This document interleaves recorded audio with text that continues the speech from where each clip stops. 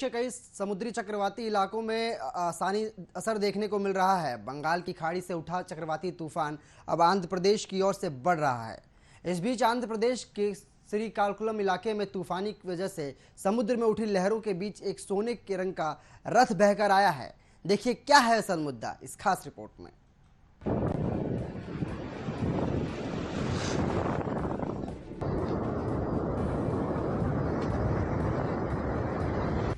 आसानी ले आया सोने के रंग का रथ।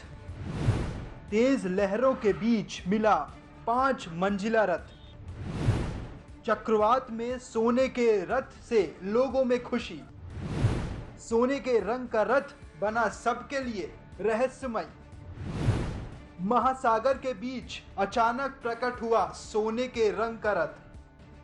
पौराणिक कहानियों में ये जिक्र मिलता है कि समुद्र मंथन के बाद कई रत्न मिले। समुद्र मंथन के बाद अमृत कलश भी मिला था, जिसको पीकर सभी देवता अमर हो गए थे। हम आपको ये इसलिए बता रहे हैं क्योंकि देश के पूर्वी राज्यों में आसानी तूफान का कहर जारी है। इस बीच आंध्र प्रदेश के श्रीकाकुलम के सुन्नापल्ली तट पर एक रहस्यमय सोने के रंग का रथ मिला है। वही रथ मिलने के बाद ग्रामीणों ने उसे रस्सी से बांधकर बाहर निकाला। रथ का आकार दक्षिण पूर्व एशियाई देशों के एक मठ जैसा प्रतीत हो रहा है। बताया जा रहा है कि ये रथ म्यांमार, थाईलैंड, मलेशिया या इंडोनेशिया जैसे देशों से आया है। आसानी तूफान ने देश के पूर्वी राज्यों में इस वक्त कहर मचा रखा है। ओडिशा, आंध्र प्रदेश और पश्चिम बंगाल जैसे राज्य इससे सबसे ज्यादा प्रभावित हैं। वहीं इस तूफान में एक रहस्यमय रथ मिलना चर्चा का विषय बना हुआ है। इस रथ की आकृति बड़ी है। वहीं ये रथ अब सोशल मीडिया पर लगातार वायरल होता जा रहा है। Bureau report, news watch India. वहीं चक्रवाती तूफान आसानी से अब असर दिखना शुरू कर दिया है। आंध्र प्रदेश और उड़ीसा के कई जिलों में तेज हवाओं के साथ बारिश हो रही है। मौसम वैज्ञानिकों के मुताबिक चक्रवात आसानी के अगले कुछ घंटों में उत्तर पश्चिम की ओर बढ़ने की संभावना है। यह आज शाम या कल सुबह तक आंध्र और उड़ीसा के तट तक पहुंचेगा। चक्रवात आसानी के चलते खास तौर पर उड़ीसा और आंध्र प्रदेश में हाई अलर्ट जारी किया गया है। उड़ीसा के पूरी एडिशनल एसपी मिहिर कुमार पांडा ने बताया, आसानी के कारण तेज हवाएं चल रही हैं और ऊंची लहरें उठने लगी हैं। इसके मद्देनजर तटीय क्षेत्रों के आसपास रह रहे लोगों को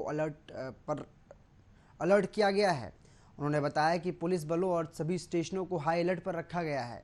इसके अलावा सुरक्षा की दृष्टि से कई उड़ानों को भी रद्द कर दिया गया। भारतीय मौसम विभाग के मुताबिक चक्रवात आसानी अगले कुछ घंटों में उत्तर पश्चिम की ओर बढ़ने के साथ आंध्र प्रदेश के तट तक पहुंचेगा।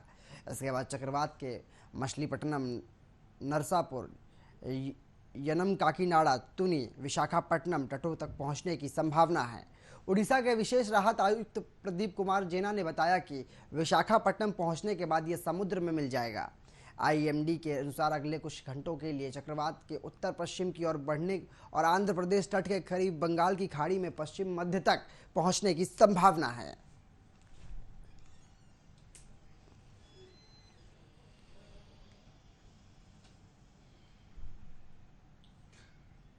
भीषण चक्रवाती तूफान आसानी काफी तेज रफ्तार के साथ आगे बढ़ रहा है। बंगाल की खाड़ी में बना यह तूफान उड़ीसा और आंध्र प्रदेश की ओर लगातार आगे बढ़ रहा है।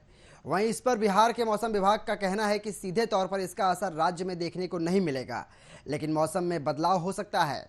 इस वजह से उत्तर पूर्व के जिलों में आसमान में बादल बने रहेंगे, जिसके कारण हल्की फुल्की बारिश हो सकती है। पटना के अलावा राज्य में बाकी हिस्सों में मौसम सामान्य बना रहेगा। इस पर 13 मई तक येलो अलर्ट जारी किया गया है। राज्य में पूर्वी और दक्षिणी पूर्व हवाओं की स्थिति मजबूत बनी हुई है। मौसम विभाग का कहना है कि 13 मई तक 18 जिलों में हल्की बारिश के आसार बने हुए हैं।